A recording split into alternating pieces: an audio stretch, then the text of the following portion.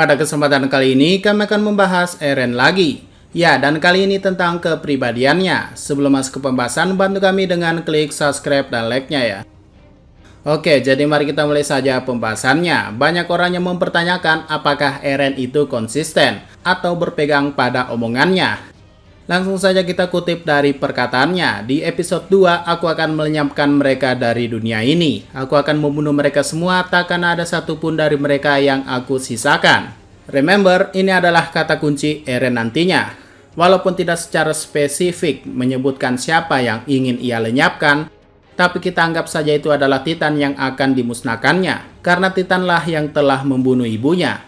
Tapi setelah mencium tangan Historia dan melihat Titan di luar dinding, pada episode 59 ia berkata, dia adalah orang yang dikirimkan ke surga atau paradis, saudara kita. Artinya Eren sudah tidak ada niatan untuk melenyapkan Titan lagi. Hal ini juga pernah Eren sadari sendiri di episode 46.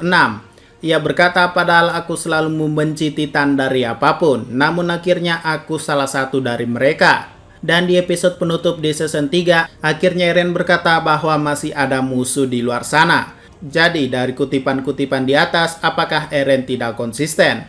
Dari melenyapkan Titan hingga akhirnya melenyapkan umat manusia. Sebenarnya jika kita kaji lebih dalam, tujuan Eren tidak pernah berubah. Sesuai yang kami katakan di atas, kutipan kunci Eren adalah, aku akan melenyapkan mereka dari dunia ini. Aku akan membunuh mereka semua, takkan ada satupun dari mereka yang aku sisakan.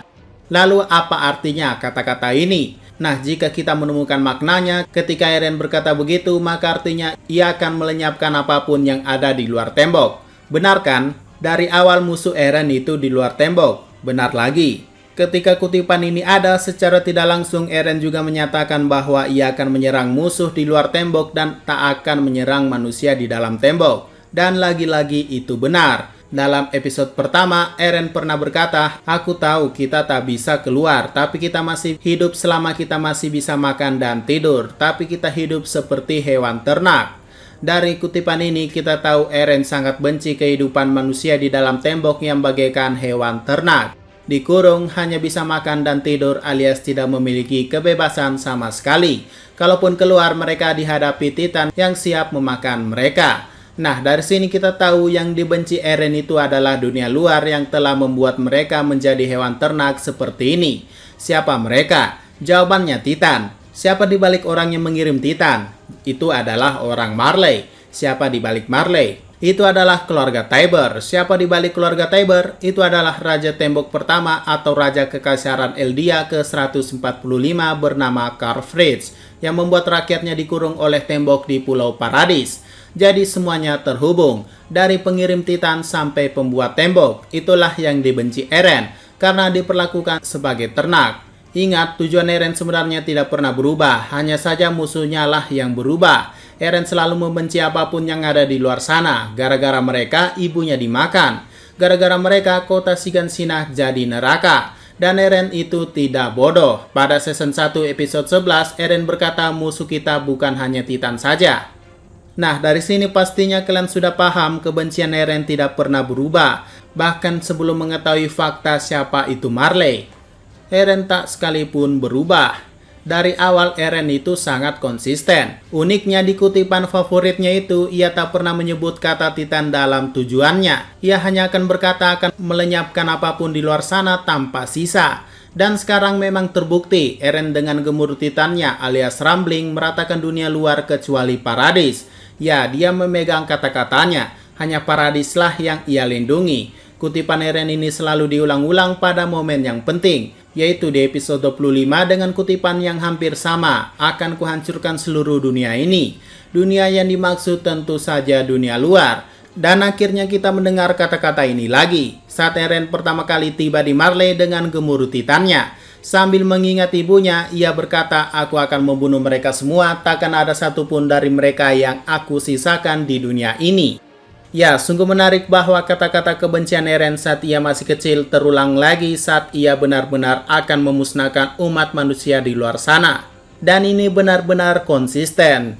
Dan kalau ada yang bilang tidak konsisten, itu salah besar. Yang tidak konsisten maksudnya itu adalah mungkin Eren yang akan Rumbling Paradis. Itu baru dikatakan tidak konsisten. Oke, jadi sesi ini sudah selesai dan sudah kalian temukan jawabannya. Sekarang kita akan membahas apakah Eren beban. Kita langsung saja, ya Eren beban. Tapi Eren hanya beban pada season 1, 2, dan 3, tapi tidak dengan season 4 atau season final sampai manga ini tamat. Di sini Eren sama sekali tidak beban. Lalu bagaimana penjelasannya? Banyak orang yang mengatakan Eren beban sebagai sarkas ataupun sebagai olok-olokan pada karakter utama ini. Tapi saya pribadi tidak marah maupun benci. Itu adalah hal yang lumrah dalam sebuah fandom. Tapi kalau ada yang berkata Eren beban di season final, itu baru kami tidak setuju. Jadi kita mulai dari awal. Eren beban karena ia lemah, benar? Ya, sangat setuju sekali. Alasan kenapa Eren tak dapat menyelamatkan ibunya karena ia lemah. Hannes sendiri yang mengatakan bahwa Eren tak bisa karena ia masih lemah. Maka dari itu Eren sangat berusaha untuk menjadi lebih kuat agar ia tak menjadi beban lagi. Dengan bergabung ke satuan militer, Eren berusaha untuk bertambah kuat dan mewujudkan ambisinya, yaitu menghabisi seluruh musuhnya. Sangat menarik dikatakan bahwa Eren sangat dewasa setelah kejadian yang menimpa ibunya, walaupun ia masih anak-anak. Ia begitu cepat mengerti setelah mendengarkan perkataan Hannes. Eren sadar kita sebagai manusia sangat lemah dibandingkan musuh di luar sana. Karena kita lemah, kita takkan bisa melakukan apapun kecuali menangis. Ya, kata-kata ini sudah cukup membuktikan bahwa memang Eren beban pada awal-awalnya. Dia bukan MC yang langsung mendapatkan kekuatan super saat ia masih kecil.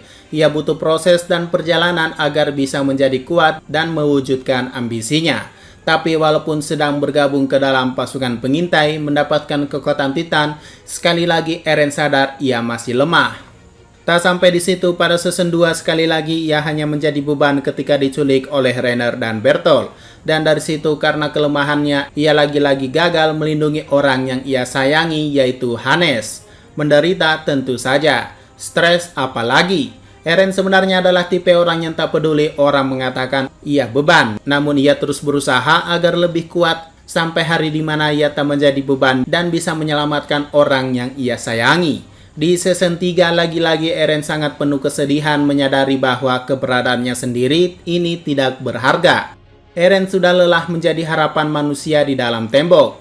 Tapi untungnya ada Historia yang telah membuka jalan pikiran Eren bahwa ia tak boleh menyerah pada mimpinya. Eren selalu berpikir ia tidak berguna, padahal kenyataannya tidak begitu. Selama season 1, 2, dan 3 walaupun lemah, ia selalu berusaha untuk menjadi berguna demi orang lain. Mulai dari menutup lubang distrik Trost, menangkap Titan Nani, mengalahkan Titan Road Race, dan mengalahkan Titan Kolosal. Dan barulah di season final Eren tak menjadi beban lagi. Setelah melihat ingatan masa depan, ia sudah lebih dari sebelumnya. Dengan kekuatannya sekarang, ia akan melindungi semuanya dan tak akan membiarkan orang-orang di sekitarnya mati. Tapi sangat disayangkan hal yang membuat ia frustasi adalah kematian Sasha Braus. Kejadian saat kematian Hannes terulang lagi. Tapi setidaknya lebih baik daripada Eren tak menghentikan deklarasi perang yang diucapkan keluarga Tybur. Karena jika seluruh dunia bersatu menghancurkan Paradis, maka akan lebih banyak lagi korban. Nah, barulah saat Eren mendapatkan kekuatan Founding Titan. Dengan segenap hati dan percaya diri, Eren bukanlah lagi beban. Dengan seluruh kekuatannya, ia akan meratakan ancaman di luar tembok agar Paradis aman, tentram, dan orang-orang yang ia sayangi tak ada lagi yang mati. Squad Levi, Marco, Sasha, Eren sudah muak melihat kematian seperti itu terjadi lagi pada teman-temannya. Sampai musuhnya lenyap sesuai perkataan Eren. Mungkinkah kita akan bebas? Bebas dari sini artinya banyak. Salah satunya bebas dari rasa sakit. Tapi ya, sayang seribu sayang, teman-teman Eren malah ke depan Eren dan membahayakan diri mereka. Tapi uniknya masih ada saja yang membenci Eren bahwa Erenlah yang membunuh teman-temannya. Padahal Eren sendiri berniat melindungi mereka. Tapi mereka para aliansi saja yang cari mati. Kami harap di sisa 2 chapter akan diberi penjelasan kepada aliansi bahwa selama ini Eren ini berjuang keras demi mereka.